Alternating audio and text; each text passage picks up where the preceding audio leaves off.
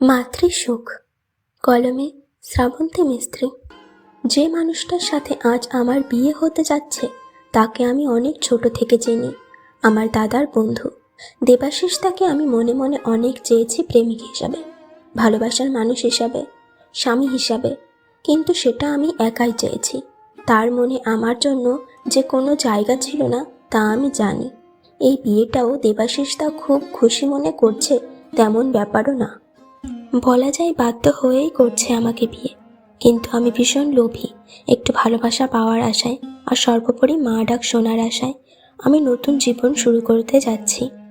বিয়ে বলতে রেজিস্ট্রি হলো আর সিঁদুর দানটুকু, বাড়ির লোক ছাড়া কেউ নেইও তেমন, কিন্তু তাতেও আমি ভীষণ খুশি। যাকে একসময় অনেক চেয়েছিলাম তাকে স্বামী হিসাবে পাচ্ছি বলে, তার সন্তানকে মাতৃস্নেহে বড় করব বলে। আমার দাদা যখন কলেজে গেল তখন থেকেই দেবাশিস তার সাথে বন্ধুত্ব। আমি তখন ক্লাস 9-এ পড়ি। দেবাশিস তা প্রায়ই আসতো আমাদের বাড়িতে। মাও তাকে ভালো মন্দ রান্না হলে ডেকে খাওয়াতো। দেবাশিস তার সুপুরুষ, ফর্সা, লম্বা, সবে সবে গোফের রেখা উঠেছে তখন।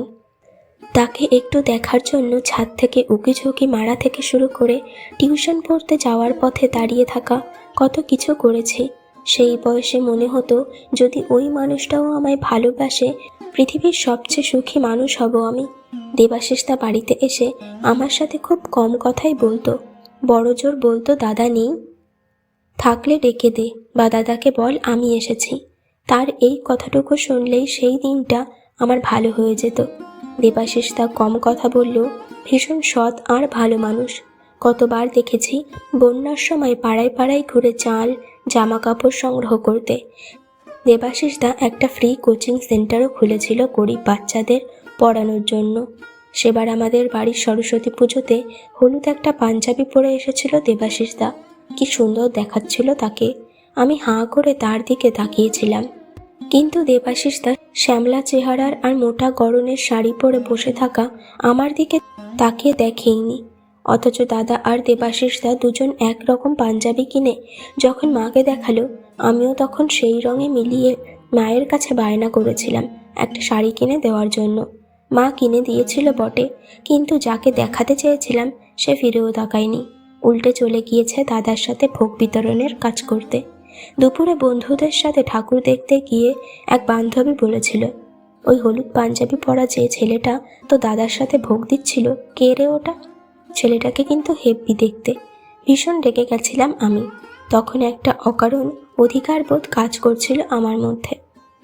তারপর আরও কত কি করেছি একটু গুরুত্ব পাওয়ার জন্য।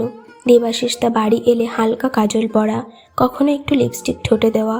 একসময় আমি কলেজে উঠলাম, দেবাশিস তা আর দাদা হোস্টেলে চলে গেল উচ্চশিক্ষার জন্য। খুব কষ্ট হতো আমার। মনে হতো আচ্ছা দেবাশিস তার মনে কি আমার জন্য কোনো জায়গা নেই? কখনো কি বলতে পারে না যে সে আমায় ভালোবাসে? ডায়েরি জুড়ে কত কিছু লিখেছিলাম তাকে নিয়ে, কিন্তু দাদা বাড়ি ফিরে একদিন বলল দেবাশিস তার প্রেমিকার কথা। সে নাকি ভীষণ সুন্দরী, স্মার্ট, দাদাদের সাথেই পড়ে। মন ভেঙে গেল আমার, চোখের জল বালিশ ভিজল, কিন্তু জানতে পারল না কেউ। আমার গ্র্যাজুয়েশন কমপ্লিট হওয়ার পর পাত্র দেখা শুরু হলো। দেবাশিস দা তখন ভালো কোম্পানির মোটা মাইনের চাকুরে, আর তার প্রিয় বন্ধু আমার দাদাও একই জায়গায় কর্মরত। একদিন দাদা বাড়িতে এসে বলল দেবাশিস তার প্রেমিকার বাড়ি থেকে নাকি মেনে নিয়েছে সম্পর্কটা, খুব শীঘ্রই বিয়ে হবে তাদের। অজান্তেই চোখ থেকে জল গড়িয়ে এলো আমার। প্রথমে ভেবেছিলাম যাব না বিয়েতে, তারপর মনে হলো দেবাশিস তার পছন্দ কেমন জানার জন্য হলেও যাব আমি। বিষণ্ণ মনে বিয়ে বাড়িতে গিয়ে দেখলাম দেবাশিস তা যত সুন্দর, ঠিক ততটাই সুন্দরী তার ভালোবাসার মানুষ। বিয়ের সাজে অপরূপা লাগছে তাকে। দেবাশিস তা নিজের স্ত্রীর সাথে আমায় পরিচয় করিয়ে দিয়ে বলেছিল, এই হলো আকাশের বোন, খুব শান্ত আর ভালো মেয়ে। আমি সেই সময় আর কিছু বলতে পারিনি, একটা দীর্ঘশ্বাস ফেলা ছাড়া। আমাকে পাত্রপক্ষের পছন্দ হতে বেশ সময় লাগলো, ওই মোটা চেহারা আর গায়ের রঙের জন্য। প্রায় 20-22টা পাত্রপক্ষের অপছন্দ হওয়ার 6 মাস পর মোটা পণ আর দামি বাইকের পরিবর্তে এক সহৃদয় পাত্র আমাকে বিয়ে করতে রাজি হলো। আমার বিয়েতে আমার বাবা দাদা খরচ করেছিল প্রচুর। পার্লার থেকে মেকআপ আর্টিস্ট এসে আমাকে খুব সুন্দর করে সাজিয়েও দিয়েছিল। কিন্তু দেবাশিসদা আর ওর বউ যখন আমায় দেখতে এলো, বোকার মতো তাকিয়েছিলাম ওদের দিকে। সত্যি দারুণ মানিয়েছিল দুজনকে। শ্বশুরবাড়িতে গিয়েও বেশি দিন সংসার করা হয়নি আমার। বিয়ের 1 বছর পর যখন শ্বশুরবাড়ির লোক জানতে পারল শারীরিক জটিলতার কারণে আমি সন্তান জন্ম দিতে অক্ষম, তখন আমার উপর শারীরিক আর মানসিকভাবে অত্যাচার করতে শুরু করলো। ততদিনে দেবাশিসদা বাবা হয়েছে একটা ছেলের। এইভাবে ক্রমাগত অত্যাচার সহ্য করে ওই বাড়িতে আরও 1.5 বছর পড়ে রইলাম। একদিন মা ফোন করে জানালো দেবাশিসদার স্ত্রী হাসপাতালে ভর্তি, অ্যাক্সিডেন্ট হয়েছে তার, অফিস থেকে ফেরার পথে। শুনে মনটা খারাপ হয়ে গেল।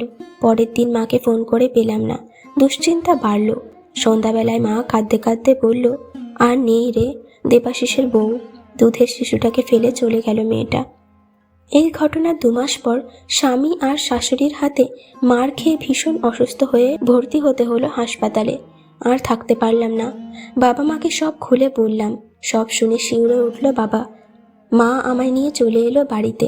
একসময় ডিভোর্স হয়ে গেল আমাদের। বাড়িতে তখন ভীষণ একা লাগতো আমার, তাই প্রায়ই চলে যেতাম দেবাশিসদার বাড়িতে। সেখানে ওর ছোট্ট ছেলে বাবলুকে নিয়ে খেলায় মেতে উঠতাম। তখন বাড়িতে দেবাশিসদা থাকতো না, থাকতো শুধু তার বৃদ্ধা মা। এইভাবে প্রতিদিন যেতে যেতে বাবলু আর আমার মধ্যে খুব ভালো সম্পর্ক তৈরি হলো। বাবলু আমার কাছেই খেত, ঘুমাতো আমার কোলে। আমিও ওকে মাঝে মাঝে নিয়ে আসতাম আমাদের বাড়িতে। তারপর দেবাশিসদার মা আমার সাথে ছেলের বিয়ের প্রস্তাব দিল। ছেলের কথা ভেবেই বোধহয় দেবাশিসদা রাজি হয়ে গেল বিয়েতে। বিয়ে করেও বাড়ি গিয়ে ভালো করে বুঝতে পারলাম দেবাশিসদার মন জুড়ে শুধুই তার প্রথম স্ত্রী। আমি তার ভালোবাসা কখনো পাবো না, কিন্তু তারপরেও সুখী ছিলাম আমি। দেবাশিসদার ছেলে আধো আধো গলায় আমাকেই মা বলতে শিখেছিল যে নিজের সমস্ত ভালোবাসা উজাড় করে বাবলুকে বড় করেছিলাম আমি। ওকে নিয়েই কেটে যেত আমার সময়। ওকে হাত ধরে হাঁটতে শিখিয়ে, মা বাবা বলা শিখিয়ে খুব আনন্দ পেতাম আমি।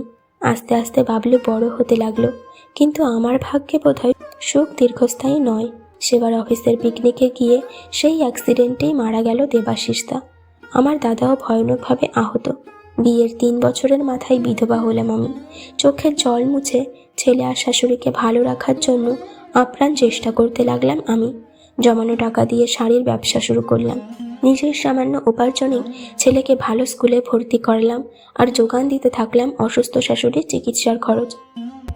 10 বছর কেটে গেছে। আমার ছেলে বাবলু এবছর মাধ্যমিক পরীক্ষাতে জেলার মধ্যে সবচেয়ে বেশি নাম্বার পেয়েছে। আজ আমার বাড়ি ভর্তি লোক, সবাই এসেছে মেধাবী আর সফল বাবলুকে দেখতে। আজ ভীষণ আনন্দ হচ্ছে আমার, আনন্দে কাঁদছি আমি। পরের দিন গেলাম বাবলুর সাথে ওর স্কুলে। ওদের স্কুলের প্রধান শিক্ষক বললেন, তোমার ভাই বোনেদের কিছু টিপস দাও আগামী দিনে তোমার মতো সফল হওয়ার জন্য। আমার পাগল ছেলে কি বলল জানো? বলল, সফল আমি একা হইনি, আমার সাথে আমার মাও সফল হয়েছে। সফল হয়েছে আমার মায়ের স্বপ্ন। আমি গর্বিত এমন মা পেয়ে, যে কিনা সন্তানের জন্য সব দুঃখ কষ্ট সহ্য করেছে, নিজে না খেয়ে আমায় খাইয়েছে, একটা নতুন শাড়ি না কিনে আমার টিউশন ফিস দিয়েছে। আমার ছেলে স্টেজ থেকে নেমে আমায় জড়িয়ে নিয়েছে নিজের বুকে। আজ মনে হচ্ছে আমি পৃথিবীর সবচেয়ে সুখী মানুষ, গর্বিত মা। এটাকেই তো বলে মাতৃসুখ।